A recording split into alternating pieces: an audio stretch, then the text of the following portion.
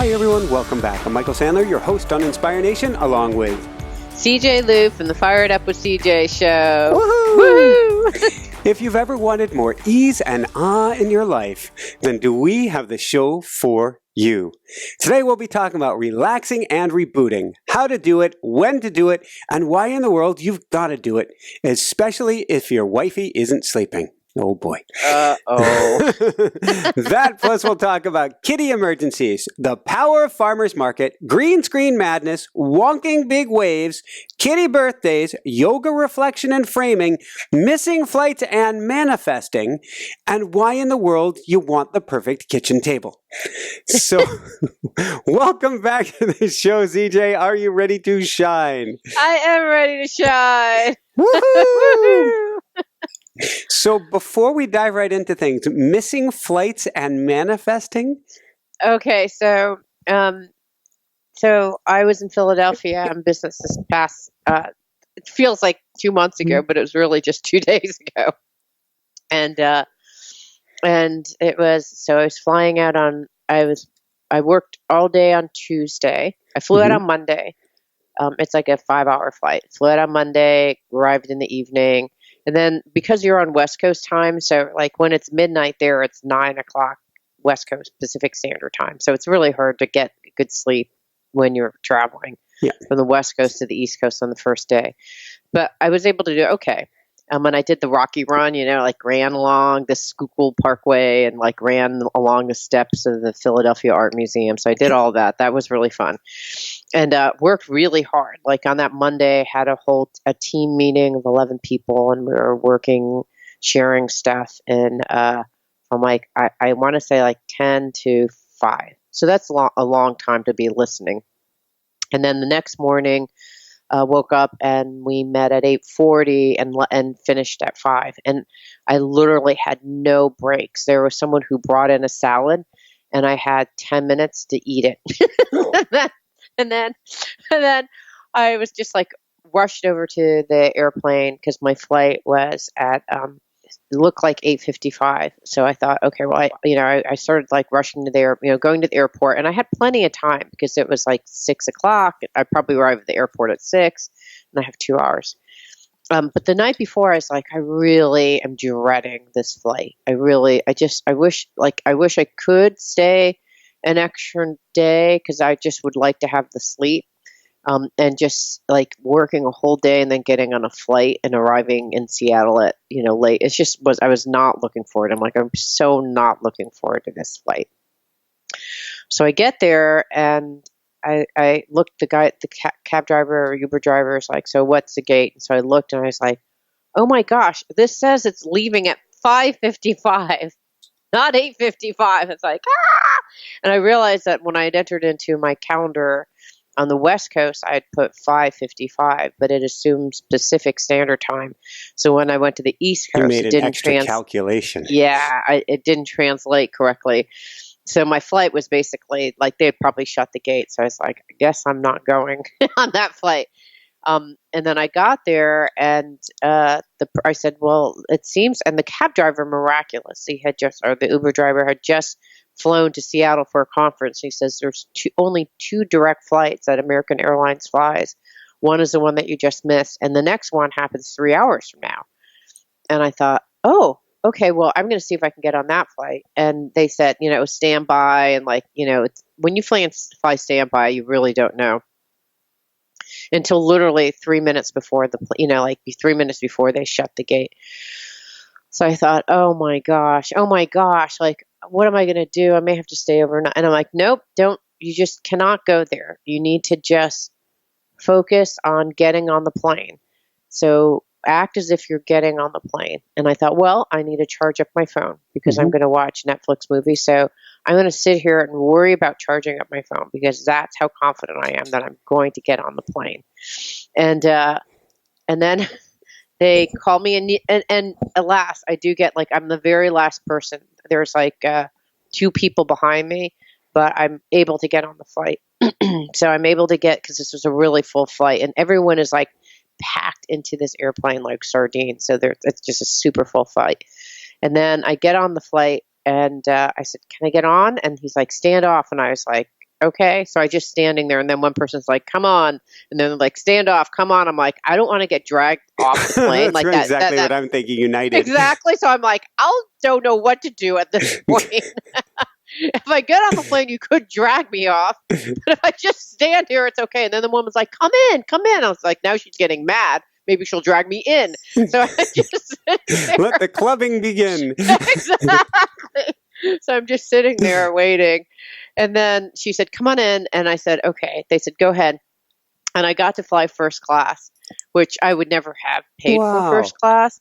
So actually, everything worked out perfectly, right? And because I didn't get stressed out about missing a flight, I'm like, there's nothing you could have done. This is an innocent mistake. Whereas before, I would have bashed myself. I'm like, oh my gosh, how could you have done this? And also, had I left earlier, I wouldn't have been able to work with the team that I did. Like, I would have failed in another way. Like, I wouldn't have been able to do the basic work, and I would have been nervous and all that stuff. So just by kind of arriving and going like, I missed the plane, and not getting all flummoxed about it, I was like, as things got closer, I have to admit that I was getting a little bit like, please, Lord, please let me on this plane. But then actually getting upgraded to first class, and I tell you, first class people have it good, because I went and first of all, they have a meal, so they went over and I got like filet steak with quinoa and asparagus and like a shrimp cocktail, and then I got a hot fudge sundae, and then I got chocolate chip cookies. I mean, the whole thing was just a completely different experience. Having experienced that, I still am too cheap to pay for first class, but I got this big, wide seat. I mean, so it worked out. I manifested the perfect solution, except for the little bit of stress of not knowing when I got home. And I got home at 2 a.m.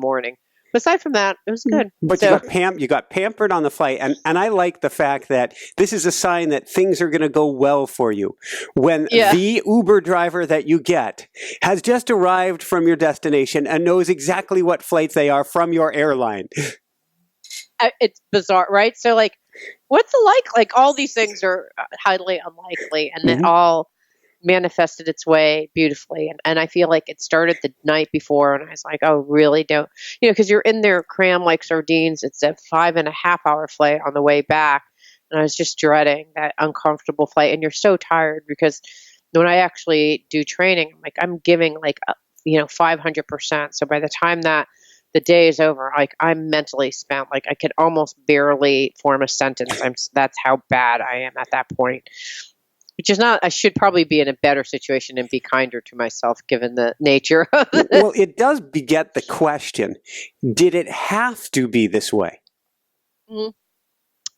I woke up this morning, and I was reading this passage from the Tao Te Ching, and it was saying that, when there's a problem, or when we get mad, it's because, like, sometimes you feel like we got to fight it, like that kind of attitude. It's very American, right? Like, let's go fight the good fight. Or there's a problem, let's go roll up our sleeves and figure it out. That's very Western. And the Eastern way is like, why do you have to do anything? Just let it be. Let it be, let it go, just let it be. To be or not to be. Like, should we be, or should you just let it be?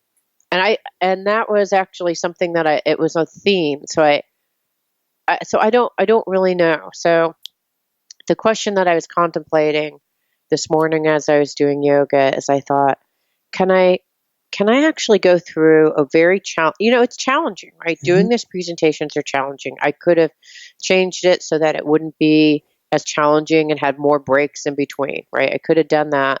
But could I have kept the schedule exactly as it was and just not have the tension, because, so how could I have just relaxed been into there? it? Yeah, and just with each session relax more and more. Instead, it was kind of, I was taking on more and more, and like getting more and more, like I was taking on, because I think I must have talked to probably 20 different people during that day, and like going very deeply into their issues. And so you're like picking up literally 20, for me, who's very energetically sensitive, I'm picking up 20 different energies, each with their own expression. Some were angry, some were frustrated, some were shut down. Like, there was all sorts of stuff going on. And not to mention, we were talking about conflictual items. And so it's just like, so there was just like, so, but how can you be there and just be and not add to it and not detract from it, but how can you just be? That was my question, and I don't have the answer yet, but. And one of the things that I would wonder is, I'm big into buffers. Is there a way we could have put a forced pause in there, no matter what? Because I'm always talking to them about Parkinson's law, which is that you will fill up any amount of time that you're given. So if you had less time to do the work, even 10 or 15 minutes, would that have been the end of the world? Conversely, you might have had the time to recharge. Or in the evening, if we had looked either for a later flight or said, no, I know you want to be with your family tonight, but maybe we just get you to a motel and sleep, or a hotel and sleep, and we leave early the next morning, to build in those extra, as I call them, kind, gentle, easy, good buffers for you. Yeah, I think that would have been ideal, because I'm not paying the money. I'm not paying for my trip out there. There's a little bit like, I could say like spend another $400 so I can sleep well, but then I feel a little bit like, well, I can deal with it, No, So it's, no, because then it's not only is it that you deserve it and that you've earned it, but it is, even though you're staying an extra night and you're going, well, I won't be able to work as much the next day. But the fact is, you've gone through kind of it's like being inside of a Vitamix, a term I used with a coaching client recently. You were in a Vitamix during the day, which means that if you don't get a good night's rest and recover, on their dime is fine, then you're going to be working for them all the next day because you're a scrambled mess. Yeah, that's true. That's a good point, because I was a scrambled mess yesterday. I mean, it was really hard for me to form sentences. It still appears that there's a little sentence smoothing that gets to work here. Really? Do I still seem a little bit out of it? I have a note in here that says at 2:58 to edit, when you go, was it 8:55? Yes, it was 8:55. 8:55, 8:55. No, 7:55. No, 8:55. 8:55. 7:55. No, 8:55. Okay, sounds like you, on the other hand, have lived this model. So tell me what's been up with you. Well, so you've been able to have space and rest, and it sounds like it. I'm always trying to put that pause in, but I want to back up, because I just came back before this show, and I was out swimming in the ocean in some big waves. It's been really big waves lately. Jessica, yesterday, she was like, "You are forbidden to swim," and I'm like, "Oh, but but I listened to her, and I don't know the ocean well enough around here to know what the currents are doing by the beach, so very reasonable. But I went out swimming today, and the waves were still big. They're still well over my head as I'm swimming along. Wow. I thought you said it was up to your knees. The water is up to your knees. Well, it's an ocean, so the farther out you go. Right. Okay, got it. So you're going deeper and deeper. Going deeper and deeper, because it was where it was breaking. There were two levels that it was breaking. One real close to shore. You didn't want to swim there because you're just going to be hammered into the ground. Right. And then they're breaking out many hundreds of yards, and so you want to swim between the two. And what was happening is the big breakers that were on the outside are coming towards me, and I'm diving under each one and swim, dive under, swim, dive under. Wow. And then I kind of got into a Lao Tzu model at some point, and I was actually having this discussion with myself. I'm like, look, we don't know the waves around here. They're not like Maui. They're not freight trains coming across the Pacific. These are little baby waves from wind. I'm like, what if you just relax into them? And what I found is 9 out of 10 waves, maybe more than that I just relaxed into, I got a tiny bit of foaminess, but there wasn't anything to be concerned about. So I was just, each wave that was coming, just relax. Just relax. Ooh, this is a biggie. Just relax into it. So I'd actually take a pause at that moment rather than have to scurry down to deep depths of faith that the thing is going to, tumble dry me or tumble wet me, however that works. Right. So it really was the just being experience. And so the more I swam in these waves, the more relaxed I got. Not overconfident. You're very respectful, but it was that just beingness of relaxing into the experience, rather than tighten up, tense up. Here comes a big wave, dive. Didn't have to do that. Isn't that weird that we had the same kind of message? Because mine was in the very beginning, the morning, probably at the time when you were doing your swim. Isn't that funny? And I actually had something a different expression of the same thing. This morning I did hot yoga because I thought I just feel like when you're on the plane, you get a bunch of toxins from being on the plane. So I was just detoxing. I was doing hot yoga, and this gal who was teaching there are different types of teachers. She's the kind of person who has you hold the position for a long time, like beyond to the point where like, how much longer you're thinking in your head, which is very un-yoga like to even be thinking stuff. But so you're holding these postures. I'm actually doing one in which it's one where you're grabbing your foot and you're leaning over. So you're just standing like on one leg with your whole body tipped horizontally to the ground. So I'm at that point and I look on the ground. It's like a cork ground. The material is kind of a shiny cork, and there's light that's shining on this cork. And I thought, wow, isn't that interesting? If you have, like, this floor is a reflection of the light. And I thought, that's actually really profound because everything is a reflection of the light. And here I am staring at this point on the ground that's reflecting light. And I thought, I am a reflection of the light. And I thought, oh, I am a reflection of the light. Just like that little, piece on the ground, that little shiny cork board on the ground. I am also the shiny cork board on the ground. And then I thought, wow, the reason why but why does it shine like that where you can really see, like, the light is casting down and it's reflecting almost perfectly the light above it because it's still. There's no disturbances. There's just the cork floor that's grounded into the ground. It's not moving around. There are no waves. It's just flat. And I thought, well, what would that be like if I was a complete empty vessel, grounded and had no movements? What would that be like? And so I just sat there, these yoga moves, imagining cork that enlightenment. It was cork enlightenment.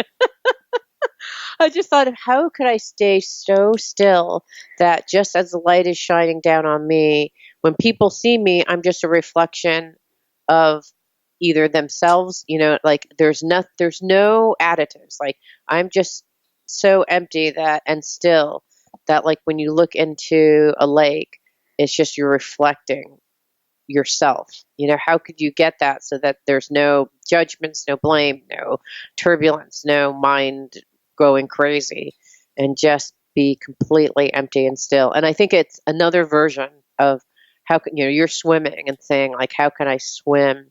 And instead of think about it and try to, like, control, kind of like go with the wave, but then kind of control it so I don't get hurt. But what if you just relax into it and let you carry it, carry you? So, anyways, that was so we were thinking the same thing. But was this your whole week was similar to this? Like, were you kind of in the same mode? Well, no, it's been an interesting week, and you were talking about detoxing earlier today. I ended up taking a magnesium and Epsom salt bath earlier today to kind of myself out too, because Jessica got me back today. Was the Pure run that I did last week that produced the balloon calves last week, the calves. And so we're a little bit stronger this week, and so we did it again. We kind of snuck into it because we got to the beach, and she said, "To the pier and beyond." And later she said, "I was just kidding." I'm like, "Oh my god, we're already out here." But it was a challenging week in a lot. It was such a beautiful, amazing learning experience of a week, and I'm not saying that sarcastically or facetiously. Sir Meowsers, when we got here, Your cat is my cat, Sir Meowsers. Yeah.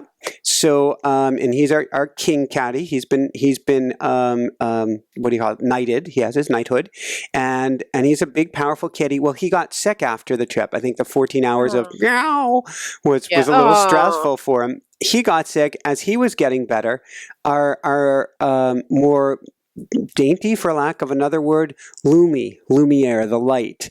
And he was a feral rescue kitty as well. Sir Meowsers was too. And he's this very, very gentle kitty. He got sick and got it harder. And he got nailed with this thing to where by Saturday morning, his nose was totally stuffed up. And I think starting Saturday evening, he's mouth breathing. And seeing a kitty with their mouth open in distress is quite distressful.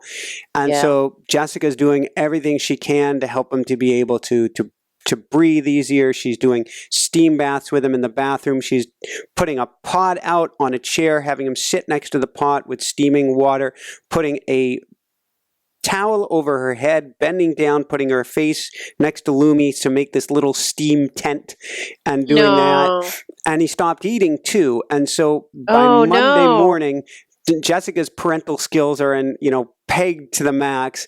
I'm like, we're going to get him into the vet first thing this morning.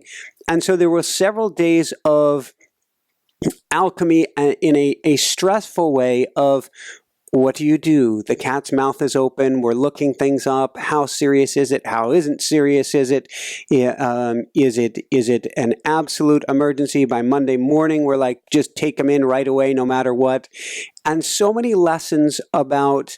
And I stayed really calm during this experience of how can I ground in the moment, I guess is what I'm doing, because I know Jessica's she's got her mama cape on, which she's supposed to, which means she's like, save the kitty, what do we do? But I felt I needed to bring a grounding, a rock to the situation to offset that. Not that I wouldn't move quickly, but to keep that situation from spinning. And she wasn't sleeping very well, but she wasn't sleeping almost at all because she kept on checking on him. And so how can I bring a calmness to it? So there was, from Friday night through Tuesday, your Tuesday as well, were an exhausted, overtired Jessica, emotions on high, a kitty that's not eating or drinking and we're all concerned about. And so trying to find a way to breathe into that, because I just had a feeling both that everything's going to work out and that the less hard, okay, kitty's not eating or drinking. I understand that's serious. We'll get it checked out. But also, let's not worry too much about it because Kitty's going to feel that. And I'm convinced he's just riding a wave. And I want him to be able to ride that wave. Kind of goes back to the same theory today, as kind and gentle. So we had this beautiful yin-yang of her doing everything she could and me trying to go a little bit more, not being out of the situation, but to just bring this calm, relax into it. It's all going to work outedness to it. All right, so this is Tao Te Ching. It's passage 30. Okay. And I'm just going to read you this guy's narrative, which I really like. It's Robert Michael Rosenblum, one of the guests I had a while back. And he said, so he talks about in the very beginning, we all have our favorite weapons, and we can arm ourselves in various ways, some with words and wits. Anything can be a weapon, jokes, solitude, jokes, memos, TV shows. And he said, nothing is a weapon in and of itself. A samurai sword can be words of art, and plutonium can be a window to the science of the small. And so it said they have no inherent identity except in how we employ them, these weapons. Okay, so this part that I think is really, for me, the most powerful of what he wrote. The problem is that we're tempted by the illusion of power. The ability to cause physical, mental, or emotional harm is intoxicating because it temporarily banishes our sense of inadequacy and helplessness. In the heat of the moment, we tend to forget that exercising destructive power changes not only the object we're acting on, but us as well. Mm-hmm. Even in a just war like World War II, pilots who bombed cities suffered for the rest of their lives either from conscious guilt or from the walls they erected within themselves against their memories. So this is, I'll just skip to, we often react to troubles by waging war against them. So this is the analogy. It's like when we have a problem, we're facing a wave, we are in a workshop, trying to make sure everyone knows the materials. We often react to troubles by waging war against them. If you feel you can overcome an obstacle by defeating and dominating it, then whether the difficulty is a person, a predicament, or an internal conflict, you're in a win-lose situation that is bound to cause you distress.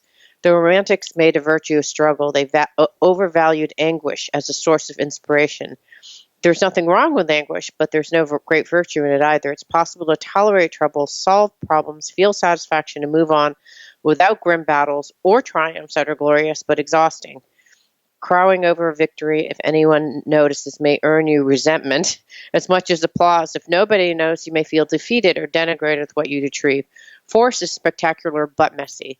Fireworks burn fast. When you accomplish your ends using the economy of means, that is not only elegant, but will also leave you with more energy to devote to your next effort. The way, meaning Tao Te Ching the way, the Tao, involves doing what is necessary to deal with the situation, but no more. Amen. It's not great. I mean, don't you think that so it's not saying go limp. It's not like just drown yourself, Michael, and go with the wave, right? Or CJ, just like, whatever, I don't care. I'm just going to do whatever I want, including sleeping here on this table because I'm sleepy from the night before. But it's saying just apply just the right amount of, it's easier said than done, but like, what is the right amount of effort so that you don't, because if, like you were talking about your cat, which I thought was perfect, is that, if you apply effort to the point that it's causing you stress, then your kitty is going to pick up that stress too. Mm-hmm. And that could actually be harmful for the overall outcome that you're looking at. Anyways, I just love that passage. I love how all this stuff is in synchronicity. Yay. Yay. Okay, so now on another note, tell me about the setup of your house. So it sounds like you have a kitchen table. You've been like enjoying the area, going to farmers markets. What's happening? Our miracle angel friend Marianne has gifted us with a kitchen table, and Jessica went around to consignment stores with her, with a couple girlfriends, and they were looking at all different kitchen tables, and it's the weirdest thing. We've been together 8 years, and we haven't had our own kitchen table. As bizarre as that sounds. Oh my gosh, that is bizarre. She brought home this cutest, I can't say it's user-friendly, but the cutest country, what do you call it, reclaimed wood, distressed looked country table that's now in our dining area, and it is making the home. It is really cute and has set the tone for the space. I say it's not user friendly because I think it needs to be, in Jessica's word, shellacked, because you can catch some splinters off of it. But wow, is it cute, and has made the space. So she took a good 24 hours, and they all went on this girl hunt together, and I think it was the coolest thing. It was such a good adventure for her. And now she's like, wow, it makes the space. And she's right, because I think of the kitchen as the heart of the house. But maybe if the kitchen is the heart, I don't know what that makes say. Well, like kitchen table, dining room table, that's part of the pump, and you can feel the energy of it. And so yeah, that's great. That one thing, the perfect kitchen table, perfect in quotes, it's been really special. Yeah, that's great. I can't even imagine not having a big table where it's a family thing, so our family dinners happen around our table, it's a round table, and we've been like, God, we've had like 20 years of meals at that table. There's something that is the hearth of the home, that table where you sit and do dinner prep, peel potatoes, sit and talk about your lives. I mean, it's super important, I think. So that's exciting, and it's shocking that you never had a kitchen table. No, we had in the house on Maui, we had kind of a bar stool set up, at this kind of bar area next to the kitchen. So that's where we ate. I think we may have had that in a previous house as well. And then with book tour and stuff, we were kind of migrating a lot before that. And so I don't know how that didn't happen. One of those key things you have in a house. But we didn't have the kitchen table. It's getting prepped for family, because as I was looping, I mean, it's been a long time for me, but I was thinking back when I was right out of college, and I don't think I had a kitchen. I had a table that my mom gave me, but it wasn't like a kitchen table. It didn't have that flavor. I never served any meal at that Mhm. table. So actually, when I think about it, it wasn't until I had a family that I thought I need a table that all four of us can sit in and sit, around. So it really wasn't until I was ready to have a family. So I think it's like your first step There's towards nesting familyhood. instinct going on. Absolutely. Yes. Okay, and what are the farmer markets like there? We accidentally tripped upon a farmer's market. We didn't think there was anything around here, but we ended up, she mentions activities. We missed one last week that, oops, but she finds an activity. I say, let's go, let's check it out. And so she found a music festival in a town that at least one of our listeners is in. And hi out there, thank you for the email from Beaufort. We found in this town called Beaufort, if I'm pronouncing it right. Beaufort. I think North Carolina is Beaufort, and it's Beaufort in South Carolina. But in Beaufort, we found this music festival, but on the way into the music festival, we saw all these tents set up, and it was a farmer's market. And farmer's markets, and we had a stand at a farmer's market on Maui for a long time selling organic kombucha. It's a great atmosphere to meet kindred souls, to get connected to your community, to get connected to the earth where your community is. And so it was like, wow, we found our homies. And so we hung out there in the farmer's market. And if you haven't been to a farmer's market, you got to get to one and find one to call it home and call it your own. And we found organic goodness and veggies and fruits. And it was really exciting. All from North Carolina. Where are all these things from? All from local North farms? Carolina, local farms. Okay, so what's a North Carolinian farmers market have right now? Well, we got there. We there. did get there late, so I can't say everything that you could find. But we found kale, squash, cabbage, berries, strawberries. You had to be there early for the strawberries. Right. Carrots and onions and there must have been some other fruits and veggies that I'm not even thinking. I'm just thinking the ones that we ended up loading our fridge with. Right. So it was a good selection of greens, and certainly in the berries category. Yeah. We're going to go tomorrow morning to like a sister farmers market next town over called Newbern, and see what's there as well. And we're going to get, I think it's called a CSA. We're going to get the you pay, I think it's $100 for the season. Oh yeah, the community. Oh yeah, okay, got those community organic boxes that you get that get shipped over to. Yes. And so that's going to be super convenient. So we're excited about that, and I'm sure there were some other fruits and veggies. And then you have your essential oil stuff, which is, we met an amazing person who's doing that work there. And then you have people working with seashells and reclaimed wood, and all the normal eccentric, beautiful, wonderful things that are a farmer's market. But we're most excited about the local produce, because we're figuring out, because it's on an island, and it's not a very isolated island, but there's no metropolis nearby. What stores do you get what, so that you can load up your organic pantry and have the most nutritious food, because there's only certain things you can get. Costco's an hour and a half away. Maybe you send a friend there when they go. Sam's, we found, isn't as enlightened, is that the right word? Doesn't have in this market anyway, and I'm sure Sam's changes for each market, doesn't have the organic berries, for instance. So where do you get those? And you kind of pick and choose, one from your local grocer, something from here. And so we're getting a total picture. Like where do you go for what? Yeah. But at the end of the day, and we've had on several guests, particularly an Ayurvedic specialist talking about it, I tend to, in the wintertime, get a lot of frozen vegetables because it's easy to get. But at least from an Ayurvedic perspective, they have like almost no nutritional value because it's considered stale. Frozen vegetables? Yeah. Oh. They consider it old and stale, so all the nutrition has run out of it. So basically, Ayurveda would consider it like cardboard. I've eaten a lot of cardboard. I may continue to eat cardboard. So it is what do you it do? is. Like you have to have...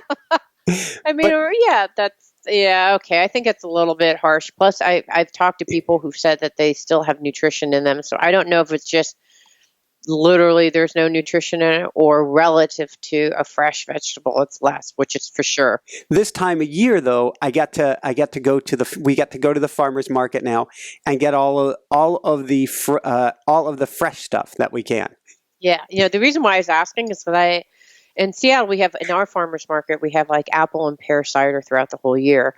Not because apples are in season, but because we're in apple country. Mm-hmm. So there's apples that they keep in a refrigerator or freezer. They take the apple juice and they freeze it for the whole year. And then they take out the apple jugs during the whole year so we can just drink apple juice the whole time.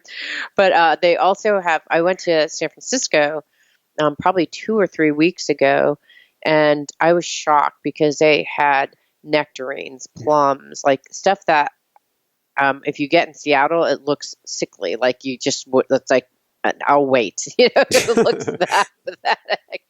And when I was there in California, like these nectarines were, I mean, not apricots. These apricots and plums look like the kind of apricots and plums we get at the end of the season. They were just that.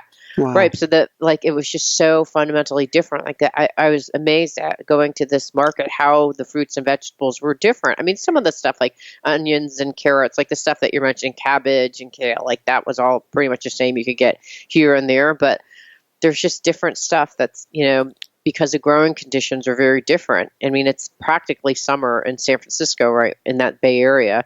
And in Seattle, it's still cold. Like, this is the first week in which it's been sunny and it's 70 degrees. What is it like in North Carolina now? Is it like in 90s or what is it? Well, it's cool. We're talking about buffers here today, and being right on the coast, this place is like idyllic. We've watched the temperatures spike up in the Northeast, and it stayed cooler here, and then been crashed down colder in the Northeast, and it stayed milder here. It's right on the coast. There's kind of this sweet spot that keeps the temperature relatively close. So it's been, I think we had a real stormy day a couple of days ago. It was still mid-70s. It's a much sunnier day today. It's 80. It hasn't gotten that hot, at all. And it hasn't gotten that cold. I looked in the winter temperatures before we moved here, and it seemed about 20 degrees warmer on any given day than it was up in New Jersey.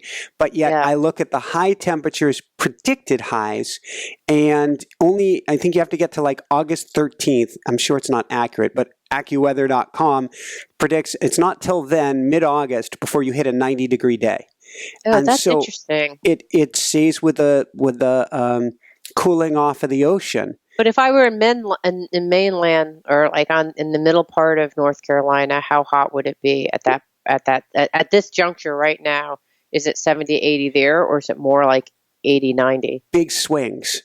They've had, I think, lower 90s, and they've also right now, as of yesterday, I'm coaching a couple clients out by Asheville. It was in the 50s and may have even been getting to the 40s last night. But that's mountains. Asheville's in the mountains, right? Yeah. But you get hillier as you go west. Yeah. Okay, I know that if you go 10, 20 miles inland from here, the temperatures go much higher. So Jacksonville is your big area to shop near Emerald Isle, North Carolina. And Jacksonville is a good, we left here, it was 83 degrees last Saturday. We got there, it was 91. Wow. So much warmer. Yeah, okay. I can't talk about weather anymore. You know why? Because I start feeling old and boring. No. That feels like, but I am kind of curious what the weather is like. Let's go to It's idyllic, but everybody does not have to move here. All right, how about your cat's birthdays and green screen? Because we missed the green screen last time. So I want to find out about those. We missed one more, which was the boom booms. But we're making peace with the boom booms. What are boom booms? So, isn't that like when you have a bowel movement? That's in Mr. Despicable. The boom booms here are what they don't tell you about till you move in, which is Camp Lejeune, a Marine base that's a good 30, 40 miles from here. But they blow stuff up in preparation for war. And I don't know if it's just the island. I don't know what it is. But there are times during the day where you're hearing boom, boom, and the windows will actually rattle on you. And at first I'm going, all right, I know I can make peace with anything. And this is my teacher, but boom. And I'm like, wow. And Wow. now I realize I have made peace with it, and I just look at it as, they're just preparing for the 4th of July. That's all they're doing. Um, Mm. but it's just like our mind is constantly looking for trouble. Our mind is constantly going boom, boom, boom, and looking for things to get concerned about, to jibber jabber about. Right. I look at each one of those booms as an opportunity just to bring it back to center. Well, it goes back to this, right? It can be a samurai sword or could be nothing, Yeah. but we make it into a bomb, like a gun or a bomb, and then Or an that's artillery shell, as the case may artillery be. shell or whatever it is. I feel for people who live near Camp Lejeune, though. So that must be really, really loud. And they're not doing it 24/7, but they do sometimes do it into the night. We have no problem sleeping here. Overall, it's really quiet. But I wonder about, I never thought, they said Camp Lejeune and Fort Bragg, I think, is also similar. Very, very loud. Mm. Okay, wait, what does that have to do with green screen and Kitty's birthdays? Nothing at all. We have set up green screens, though. I'm looking at some amazing studio lighting as we're kind of proing up our setup here and looking at what we can do for backgrounds, whether that's going to be a beautiful image, whether it's going to be a banner. I have no idea. It's going to evolve over time. It's actually a little bit disconcerting. I liked having my little shrine behind me with my little Buddhas and things and crystals. Oh yeah, you don't have stuff around you. I Like, where's don't. Squirrel? Where's the squirrel? Where's everything? That's a great question. We're going to have to unpack and find Squirrel since we just moved in a few weeks ago. And do you have your crystal? You don't have your, like, this is my little crystal Oh, thing. no, I do. But my little crystal. Okay, Oh, so wow. you have your little crystal thing. But everything else is still packed, and I do have Teddy the bear. But everything else is still packed up. But the lighting setup, we said this is an opportunity for shift, for growth. So let's see what we can do Right. to truly make this show more of an experience on YouTube, which has just been cranking. When we first started talking, it was like, I don't know, it was scraping to get 1,500 or 3,000 on YouTube, and we crossed this past week 21,000 on YouTube. Oh my God, that's fantastic. Do you remember when I had a conversation with you and I said, Michael, you've got to be focusing on YouTube. Just start. Thank you. I said, just do it. Please just do it. And so we're looking at how we can make this setup more pro. So, right beforehand, Jessica's still working on getting the shadow or the light well. And there was even talk, this is completely sacrilege, of will Michael need to wear powder? I don't even know what powder is, CJ, but I'm hoping that I don't need to wear it. Whatever you do, don't put flour on your face. Because I had a guest that did that and he didn't have powder. Powder is basically talcum powder. Like the kind that you use, like baby powder, like you put on your kid's butt. It's to kind of like dry everything out. Yeah, so there's no this reflective shine. Yeah, so if you have shine on your face, women put powder. And there are times when I got critical feedback, like, you look like hell. Would you please just tend to yourself? So there's a period that I would put powder on, and you'd have to put foundation on that doesn't, like, there's a certain kind of matte foundation that's good for lights, like the ones that I have here and that you're going to get. And then powder is another thing for women in particular, so you don't shine. And then colors, like, there's all sorts of things. So I don't want to go down that slippery slope. You can see there was a period of time when I did that on my show, and I can say that I look better, but I don't do it anymore. So this is the powderless non-makeup look. I just don't want to. It takes a long time to make it happen. So, I mean, for Guy, you probably just have to, like, do a little bit, but I think you're good. I think you're good, Michael. We'd like you au natural. Thank you. I think it's good. Okay, so then what did you do for your kitty's birthdays? So, the one known kitty birthday, which is for Lovebug, who came along, months ago, where we knew we were moving, we didn't know where, and we said it was crazy, and we got Lovebug anyway. Yeah. And Lovebug turned 1 year old 2 days ago, 1 day ago. It's all a blur. And we're like, well, what do you get a kitty for the birthday? And so we couldn't figure out a thing to get Kitty. So what we did is we chased her around the house all day. So we just gave her as much attention as she could stand and more. That's really cute. That's funny. So we're celebrating this week because, well, first next week, 2 weeks from now, my son's going to be graduating from high school. And then also simultaneously around the same time, if you look in our backyard, it used to just be a concrete pit, and then you'd look and there'd be like concrete pit, and then like concrete pit for like weeks on end. And now we have the framers come in, and when the framers cool. come in, it's like they build. You can see it's almost like when you're drawing and you have someone draw with a black pencil the outlines of everything. You're like, oh, I get it now. Now I know. Oh, that's a house. Okay, there's a living room, and we've been running back and forth and standing inside of this house, the frame of the house. It's super exciting. Taking lots of photos. Great. I should take a photo because it's you get a good sense of what it's like. And we had actually, I don't know if I told you this, did I tell you that we did a virtual reality walkthrough of our house? I think so. Tell us more. Our fantastic architects invested in the time and energy of learning 3D modeling.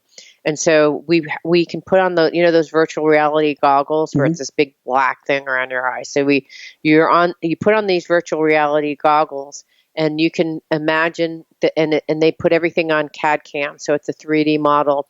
They did one of our house and of our new guest house.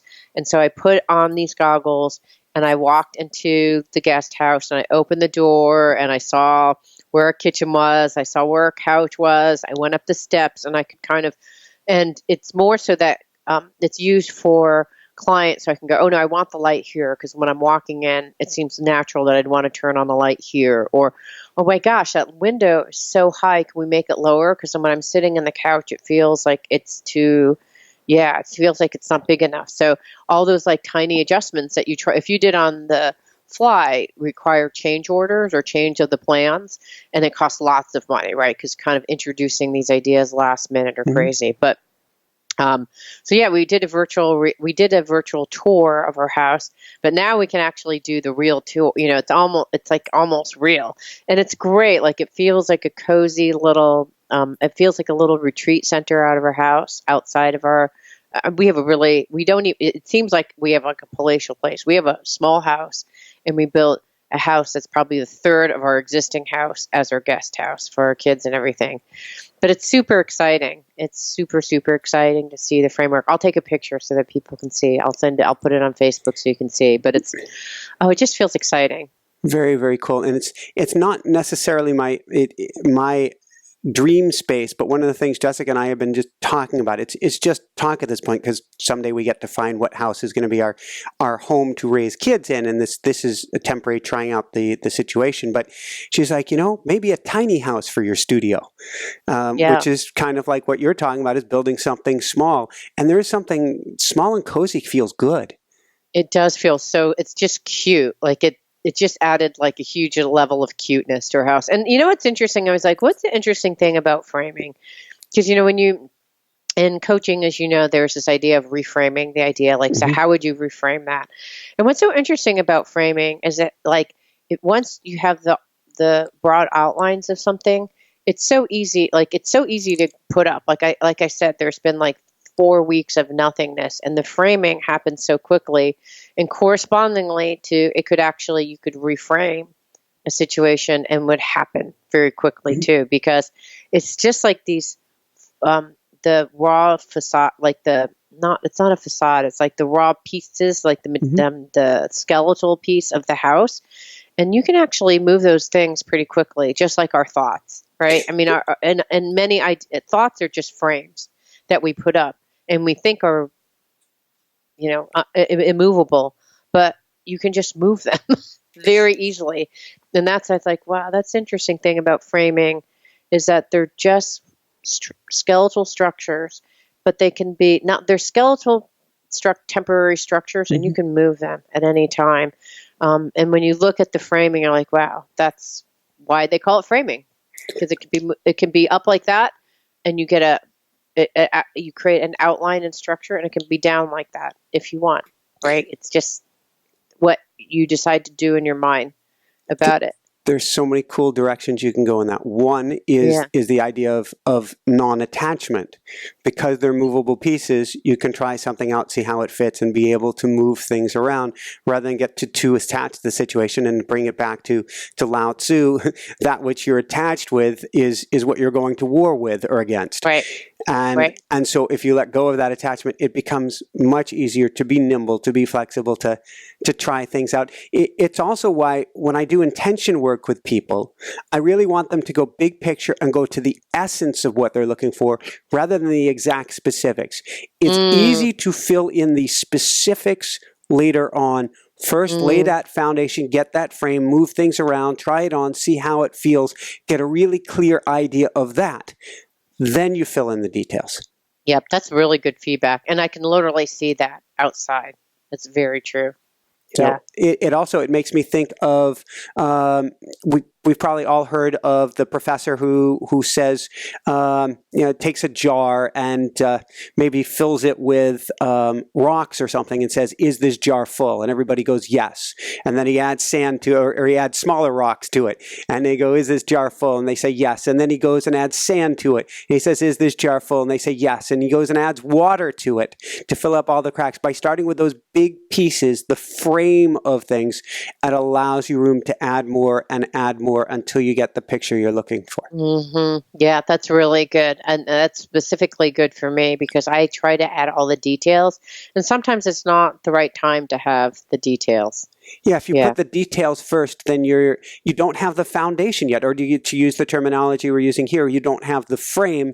And so those details don't have a good anchor to go into. Right. There's no wall to put the hook. You bought the hook, though. Yeah. Yeah, it's hard. Sometimes it's a bottoms up and sometimes it's a tops down. I think it depends. Like for me, like if I think about this training that I just did, I had a lot of detailed questions, but that detailed questions helped me figure out the general arc. But that's because I can let go of all those questions.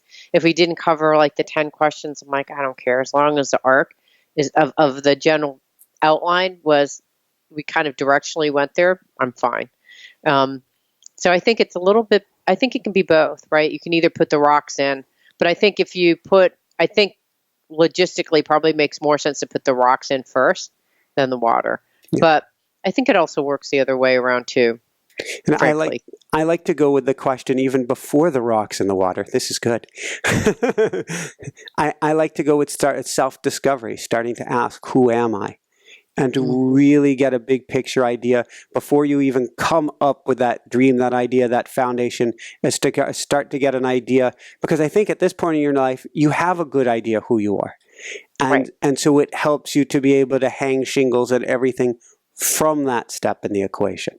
It just launched me to this thing that I just discovered, Maharishi Ramadan. Have you heard of this guy? He's now passed. But he has this video on self-inquiry, and it's called Who Am I? Have you seen that video? He has a book that's called Who Am I? I'm pretty sure I know who you're talking about. No, I have not seen this video. Yeah, it's really actually very powerful because you'll listen and it will instantly put you in a higher state, like instantly. But the question that they ask is like, who am I? So who am I? Like, who is the person that is saying, who am I? It's like, well, what is that? And it basically goes down to, well, it's the higher self. There's like this consciousness that's running throughout us. If we can tune into the who am I and understand that we are just a point of consciousness and to tap into that all the time, that would be the goal. So Automatic Writing 101, what we teach is question number one. Well, actually, question number one is what do I need to know today so that we can see if there are any emergencies or fires burning. And then once we get settled in is who am I? That is the building block, the basis, the foundation, I think, for everything. Because if we get that clear, everything we build on top of it has more of a structure. The frame has a solid foundation. If we don't know who we are, and really at that top level on down, then it's like building your frame on quicksand. Well, it's funny because I think when you first go on a spiritual journey, the answer of who am I There's lots of helpful resources, like there's Myers-Briggs that give you a sense, and the predictive index, the thing I'm working on with. There's all sorts of like Archangel Michael model. Like there's like 500 models out there. There's the Ayurvedic model. There's the Chinese medicine model. Like they're all attempts to start getting clear with even asking the question, who am I? Who am I from an typical archetype, whatever. Who am I as an archetype? Who am I in terms of an energy? Who am I in terms of my personality? And what's interesting is when the further you go down the path, you realize that you are everyone, which means you're nothing, which means that you're everything. That whole thing where you read it that and you can go, be a mind what? blower. Yeah, but you know what I mean? Like you read it and go, what? And then you go, no, I'm like CJ and I live in Seattle and I'm, a career coach, like all those kinds of things. But it's funny because as you go down the spiritual path, you realize that you are one with everything. So I don't know. I guess that does lay the foundation for everything, right? Since even if the answer that may change over the course of time when you address this, when you do the inquiry, is at one point you realize that you are this higher spirit, and that really then that lays the foundation for surrender. Which is going right back to Lao Tzu. If we get to that state of our higher beingness, then while we have passions, we have direction, we have things that we feel we are meant to do here, and it's awesome and incredibly important to do these things. And I challenge everybody to live their greatest life, play their biggest game. There's also a lack of frantic attachment. It is as it is, and it's going to be great. And if I'm supposed to go that direction, absolutely, that's awesome.